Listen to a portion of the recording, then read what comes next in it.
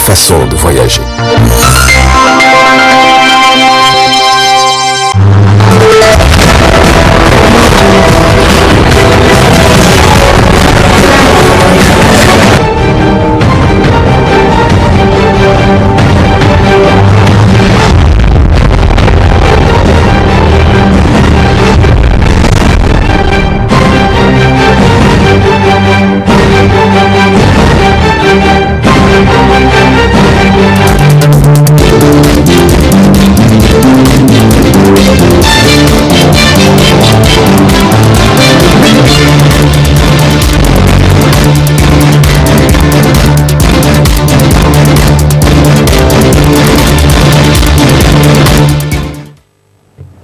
Messieurs, dames, bonsoir et bienvenue à cette édition du soir sur la télévision Tambara.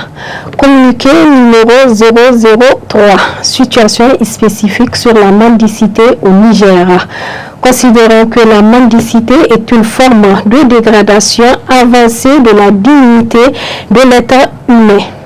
Considérant qu'elle est punie par la loi, tolérée par la société qui envoie une sorte de solidarité, d'entraide et de compassion. Considérant que la législation communautaire de la région CEDEAO condamne et proscrit la mendicité. Considérant la ferme volonté politique d'en éradiquer la mendicité qui est devenue endémique. Considérant que dans la sous-région, certains Nigériens s'adonnent à la mendicité et en conséquence spoliant la crédibilité extérieure de notre cher pays. Considérant l'arrivée à Dakar, au Sénégal, tout récemment d'un groupe de Nigériens mendiants prédestinés fuir la famine au Niger, considérant l'existence des mécanismes formels de lutte contre la mendicité au Niger.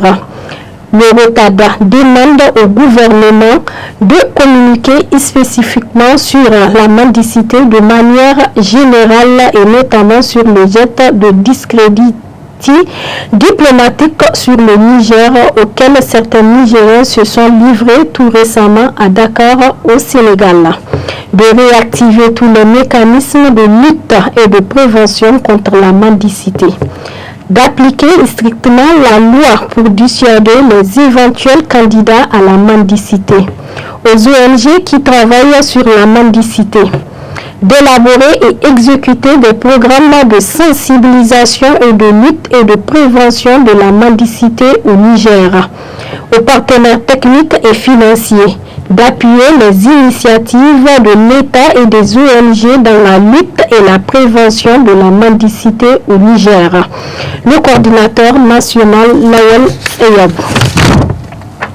L'Association nigérienne pour le bien-être familial ANBEF a ouvert ce lundi 21 mars 2022 les travaux d'une formation de formateurs pour renforcer les compétences des acteurs en santé et droits sexuels et reproductifs dans leurs locaux. Le commentaire de S. Adamou sur les images de Ibrahim Kantama. Renforcer les compétences des 10 acteurs en santé et droits sexuels et reproductifs pour devenir des formateurs en éducation sexuelle complète et en offre de services conviviaux adaptés aux besoins des jeunes et adolescents est l'objectif général de cette formation des formateurs initiée par l'Association nigérienne pour le bien-être familial en collaboration avec la Fédération internationale pour la planification familiale avec l'appui de l'Agence française pour le développement. L'objectif poursuivi par cette formation est de permettre à l'ANBEF de disposer d'une pool de formateurs au niveau de l'association et cela va permettre à la fin de l'atelier ces formateurs qui seront formés et à leur tour vont former les autres agents qui sont sur le terrain. Donc quand vous voyez, c'est vraiment des experts venus du Togo pour former et encore avec l'appui du ministère de l'Éducation. Donc c'est vraiment des formateurs qui vont former les jeunes, les pères éducateurs, que ce soit en milieu scolaire, en milieu extrascolaire, notamment en milieu communautaire. Il faut dire aujourd'hui, la population nigérienne est jeune. Et du coup, c'est une thématique qui est sensible, les gens n'en parlent pas. Et le besoin d'information des jeunes est là. Ils veulent connaître vraiment ce qui se passe autour d'eux. Mais du coup, ils se retrouvent avec les réseaux sociaux, les jeunes se retrouvent avec souvent de fausses informations. Donc cette formation va permettre d'atteindre les jeunes avec des vraies informations en utilisant la stratégie, la péréducation. Monsieur Hervé Kofi, lui est l'un des formateurs qui nous explique les engagements de l'association nigérienne pour le bien-être familial et ses partenaires de disposer d'un pool de formateurs à tout moment aux besoins croissants sur le terrain et leurs attentes à l'égard des participants. L'une des activités de ce projet est de renforcer les capacités des leaders communautaires, des jeunes, et des enseignants et tous les autres acteurs qui interviennent en matière de l'éducation des jeunes et adolescents. Pour ce faire, il va falloir renforcer d'abord les capacités des formateurs en offre de services conviviaux et en éducation sexuelle complète. C'est dans ce cadre que cet atelier de 9 jours se tient pour avoir un pool de formateurs. Il y aura d'abord une première phase où les participants seront renforcés sur la méthodologie et la participation active de la formation en matière d'éducation sexuelle complète et d'offre de services conviviaux. Les 4 jours autres seront consacrés à la phase pratique où les formateurs seront mis en situation afin d'être évalués sur leurs compétences à outiller les différents acteurs, bénéficiaires et partenaires du projet. La présidente nationale de l'Association nigérienne pour le bien-être familial, Mme Hamma Ramatou, en procédant à l'ouverture des travaux de cette formation des formateurs, a attiré l'attention des participants avant de souhaiter plein succès aux travaux. Formation des formateurs du modèle d'éducation sexuelle complète qui, vous le savez, a pour objectif de constituer un vivier national qui vont servir à l'ANBEF de réplique partout où nous intervenons. Donc, compte tenu vraiment de l'importance de cette formation, je vous demande vraiment d'être assidus et de porter votre attention et surtout de participer activement, car c'est un rendez-vous de donner et de recevoir. Nous avons ici avec le profil des participants vraiment des techniciens qui s'y connaissent déjà. Donc c'est vraiment un lieu de partage. Et surtout, ce que nous souhaiterons après cette formation, c'est la restitution rapide. Parce que plus on transmet rapidement ce qu'on a appris, plus on le transmet mieux. À travers cette formation de renforcement des compétences de ces 10 acteurs en santé et droits sexuels et reproductifs, l'Association nigérienne pour le bien-être familial, partenaire crédible au service du bien-être familial, entend améliorer l'offre de services adaptés aux besoins des jeunes et adolescents qui souffrent d'un manque d'informations sur la santé sexuelle, reproductive et les méthodes de contraception pour planifier leur vie sexuelle et prévenir les grossesses non désirées. À Saïa, le nouveau chef de canton, l'honorable Alfaïza Seydou Issa Sissé, a été intronisé le samedi 19 mars dernier. C'était en présence de plusieurs chefs de canton, parents, amis et autres connaissances. Le représentant de la famille a tenu à s'exprimer à l'occasion. Suivez plutôt.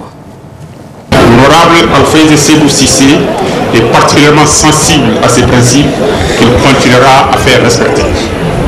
Son nom et au nom de toute la famille, je tiens à remercier publiquement et chaleureusement tous les chefs de village du canton de Saï et toute la population du dit canton qui ont fait preuve de solidarité et de générosité tout au long de ce processus d'élection, démontrant ainsi que Saï peut compter sur ses concitoyens pour forger la cité de l'islam qu'elle est et qu'elle va continuer à être.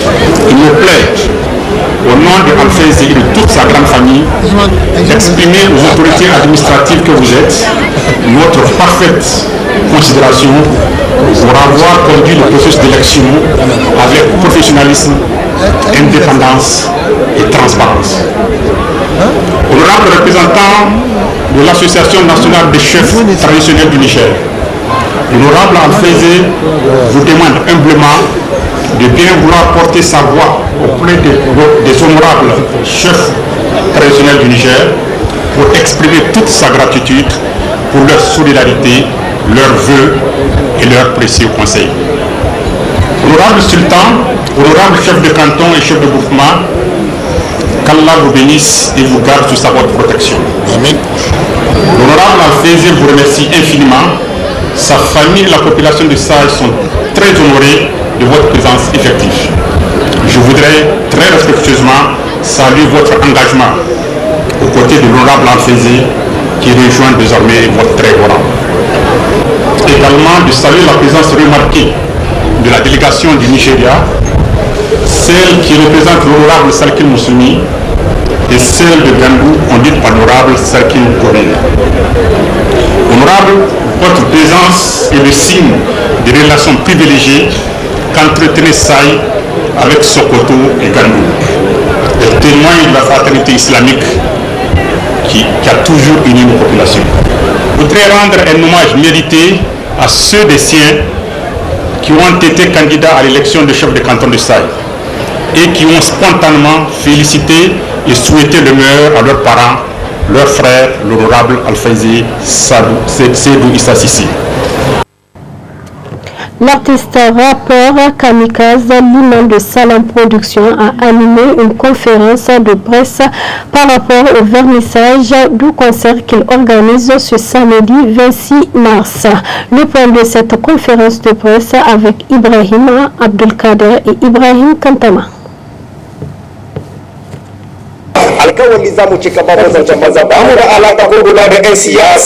Après plusieurs années d'absence de la scène nigérienne, le rappeur terroriste intellectuel de son nom d'artiste Kamikaze Liman revient en force à travers un concert de vernissage le samedi 26 mars 2022 au palais du 29 juillet, d'où l'objet de la présente conférence de presse pour informer le public nigérien de l'état d'avancement de l'organisation. C'est vrai, dans toute organisation, on ne peut pas dire que tout est parfait, il y a toujours des hauts débats.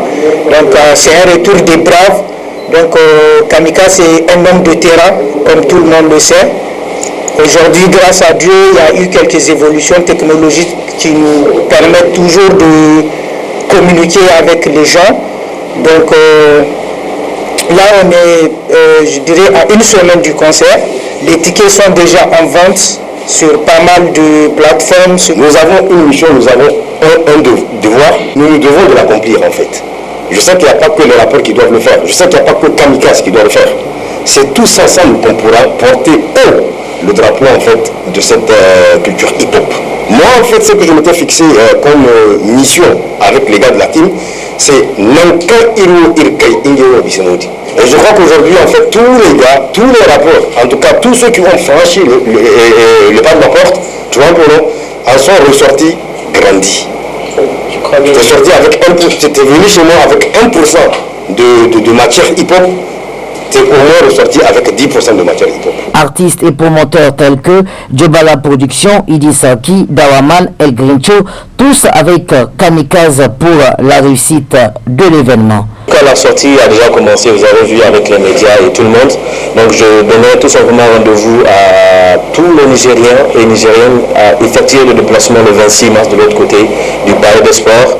Et je profite aussi pour faire appel à tous mes frères, c'est-à-dire les partenaires, les sponsors, à vraiment soutenir nos artistes pour que la culture nigérienne aille de l'avant. C'est très important, parce que sans leur soutien, on n'ira nulle part. Et tout d'abord, je tiens à m'excuser le fait de prendre la conférence de presse en cours. Parler de Kamikaze ou parler du concert de Kamikaze, je pense que c'est comme si c'est mon propre concert à moi. C'est même mon propre concert à moi. Les gens en ont trop parlé, mais Kamikaze et moi, Dieu seul sait ce qu'il y a entre nous. c'est mon propre frère de sang. Aujourd'hui, me voir sur cette table, je pense que c'est un devoir pour moi d'être là. On a partagé pas mal de choses ensemble. Et jusqu'à présent, on partage pas mal de choses ensemble. Donc, tout ce que je peux dire, c'est d'inviter le public à faire le déplacement. Parce que la nouvelle génération, et ceux qui n'ont pas connu les scènes de nous autres, tels que Kamikaze et moi et beaucoup d'autres, la Old School, je pense que ils doivent venir pour voir ce qu'on appelle le real hip-hop, comme on l'a souvent dit. Parce que c'est comme si c'était une leçon en fait. Samedi, on parlait du 29 juillet et ça va exploser. Il faut venir voir le real hip-hop parce que ça fait un bail que nous-mêmes artistes, parce que moi je vous dis la vérité, Kamikaze est parmi les artistes qui nous ont inspirés depuis le début du hip-hop. Bilal Keïd, Kamikaze, Lucifer, il y a plein d'autres. Mais Kamikaze, lui, il est spécial parce que lui, il a un flow à part, quoi, tu vois, non? Kamikaze, c'est la barbe blanche du hip-hop nigérien. Moi, personnellement, quand j'ai su que Kamikaze allait faire un concert, j'ai sauté de joie. Et ça m'a ravivé le cœur. Ça m'a donné envie de continuer. Et ça m'a donné envie de venir ici pour témoigner de quelque chose. Quand j'ai commencé, la première fois pour faire la scène, parce qu'avant, avoir une scène, ce n'est pas n'importe qui. Je me rappelle aujourd'hui, j'ai la chair de poule de le raconter. J'ai marché à pied, parce que j'étais à Yantala, je suis parti, j'ai trouvé Idi Serchi et Kamikaze. C'est leur concert, c'était Djoroji. Ils étaient là-bas dans leur jardin. Et je suis venu, j'ai dit, mes grands frères, moi je suis un jeune rappeur, je n'ai jamais fait la scène. Et s'il vous plaît, je voudrais faire la scène à ton concert. Il m'a dit, petit frère, c'est validé. Et on a confiance en toi.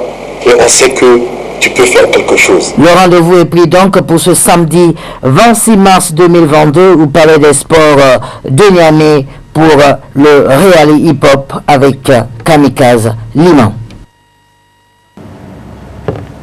Au Niger, la mendicité existe sous différents formats et regroupe en réalité une micro-société composée de plusieurs milliers d'individus et prend de plus en plus de l'ampleur.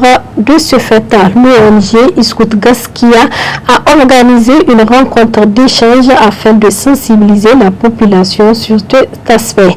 Suivant la teneur dans cet extrait. Aujourd'hui, vous n'êtes pas sans savoir que la mendicité prend une ampleur terrible au sein de nos villes. Nous remarquons de plus en plus de flux migratoires, en tout cas vers des zones rurales, vers les zones urbaines, où il y a beaucoup de jeunes qui s'adonnent à ces pratiques. Jeunes non seulement sur la mendicité, mais aussi sur d'autres pratiques qui ne cadrent pas. Ces jeunes, finalement, accompagnés souvent par leur famille qui s'adonnent à ces pratiques. L'activité de ce matin vise à sensibiliser, à échanger autour de cette thématique pour voir qu'est-ce qui cause cela et quels sont les moyens que nous pouvons en tout cas mettre en place, les actions que nous pouvons initier pour réduire la mendicité. Vous n'êtes pas sans savoir qu'aujourd'hui, un être qui n'a pas en tout cas une certaine condition de vie dans sa localité ne peut pas rester sans pour autant chercher de quoi manger. Mais ce n'est pas ça qui doit justifier la mendicité que nous constatons actuellement à Niamey, où ce ne sont pas des personnes habilitées à faire cette mendicité qui s'adonnent à cette pratique.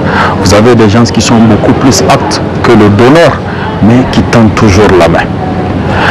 L'insécurité qui est aussi l'une des grandes causes aujourd'hui qui pousse les populations à migrer vers la capitale, et ce déplacement crée un terrible choc, ne permettant pas à ces personnes de rester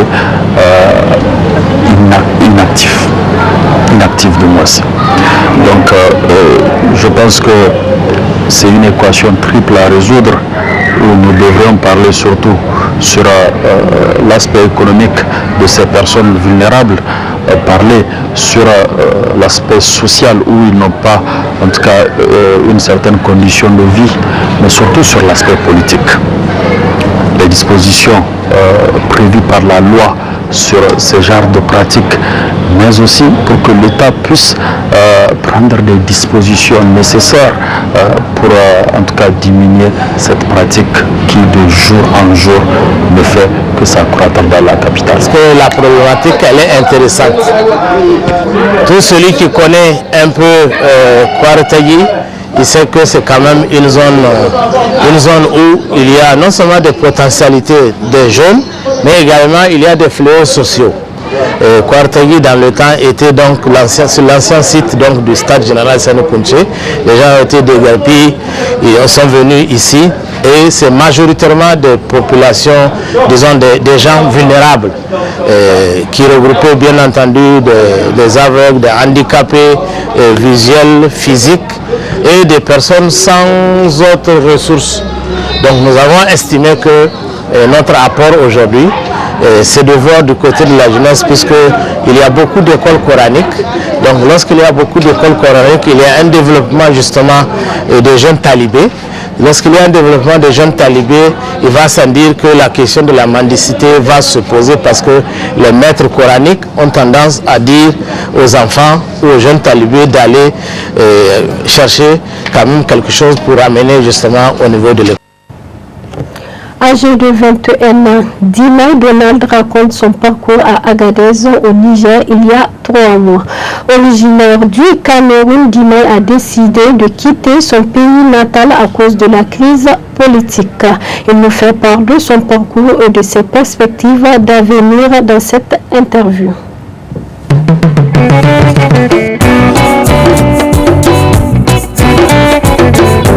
Je suis quitté à cause de la crise politique. Mais j'ai pris la pirogue de Limbe jusqu'au Nigeria. Au Nigeria, je suis entré à Oyo. C'est de Oyo que je suis quitté de Oyo à Abuja. Il y a beaucoup de difficultés parce que quittant de Oyo pour arriver à Abuja, il y a beaucoup de contrôles. Donc chaque contrôle, tu dois payer. Nous sommes d'argent 1000 naira. Je suis arrivé à Abuja. De Abuja, je suis parti à Sokoto. Je suis aussi arrivé au Niger. Je suis quitté de Sokoto, je suis entré à Komi, au Niger. Je suis monté à Agadez et je suis bien continué jusqu'en Algérie. En Algérie, je me suis arrêté à Tamaracet. C'est Tamaracet dont il y avait un peu de travail, que je pouvais un peu travailler pour manger, pour gagner mon pain. On s'est caché dans les maisons, derrière mon télécarré parce qu'on avait peur de sortir. Là, si tu sors, la police va te ramasser. Comme on n'avait pas de papier aussi. Je suis resté là-bas pendant 1 mois à Tamaracet, en Algérie. Avant qu'on m'a refoulé. Je suis descendu à Agadez. Il y a un grand camp pour les migrants. On nous a gardés là-bas. C'est d'aller maintenant que je suis venu maintenant à Agadez. Depuis que je suis là, j'ai eu un petit boulot, un travail. Donc, comme je commençais à faire les carreaux, je fais aussi ça avec un frère là-bas à l'église. Il m'amène dans son chantier, je travaille là-bas. Et je partais à l'église catholique aussi. Donc j'étais aussi dans la chorale là-bas à l'église catholique. C'est le père Jacques qui m'a, comme je causais beaucoup avec lui, il a aussi vu ma situation, il m'a indiqué CRS. Premièrement, d'abord, quand je suis arrivé, ils m'ont bien accueilli. Ils m'ont écouté tout mon trajet, c'est ce que j'ai vécu en Algérie et ici là. Ils m'ont aussi donné des conseils. m'ont donné aussi les coupons. Pour que si j'ai des besoins comme je peux acheter le lait ou bien le riz, je peux partir dans une boutique et je présente le coupon. On peut aussi me donner le riz, le lait, comme ça. Maintenant je compte travailler pour avoir un peu d'argent et retourner dans mon pays d'origine, au Cameroun. Parce que retourner encore en Algérie, là, c'est pas dangereux, je risque beaucoup, je risque ma vie.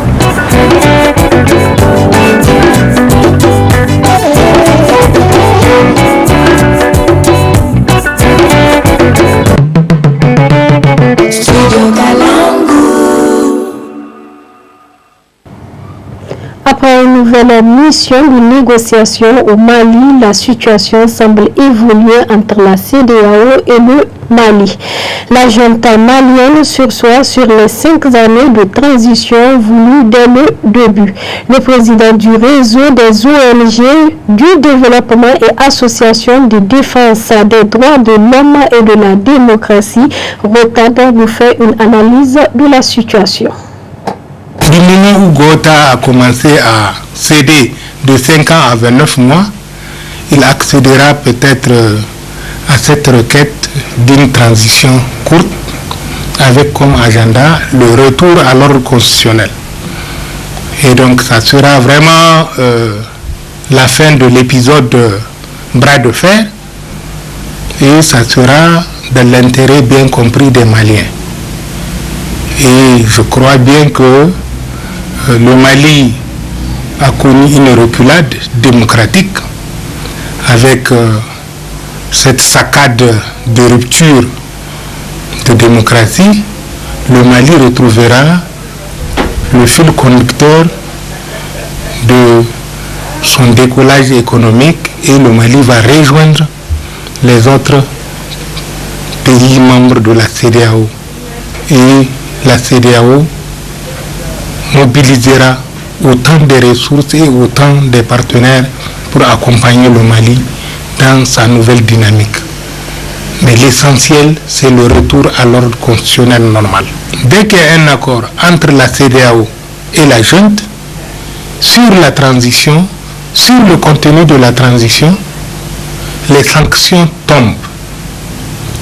Donc il n'y a pas beaucoup de difficultés à ce niveau-là.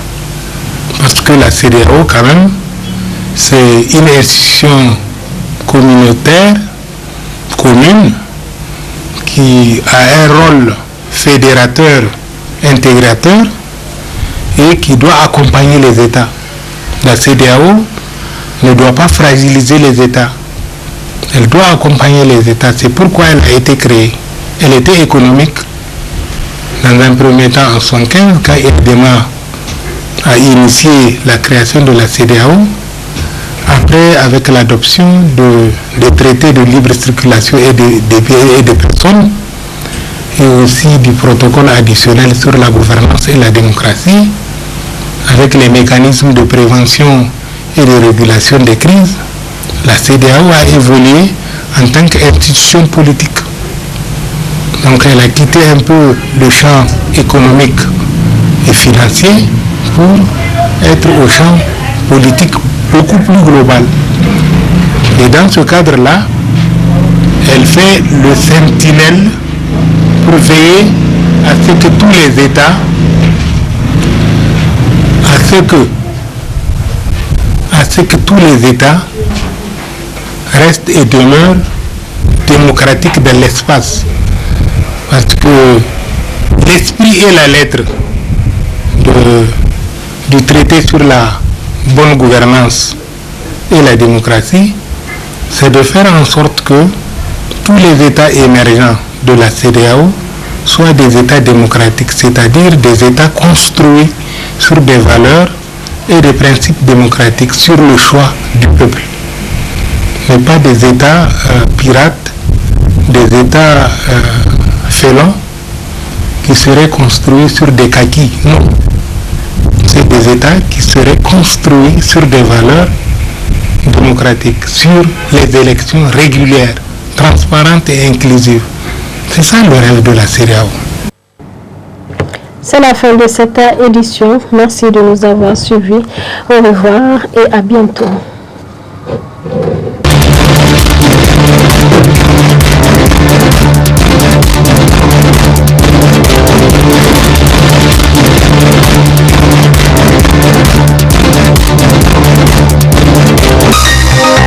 Ce journal vous a été présenté par STM Transport Voyageurs. Une nouvelle façon de voyager.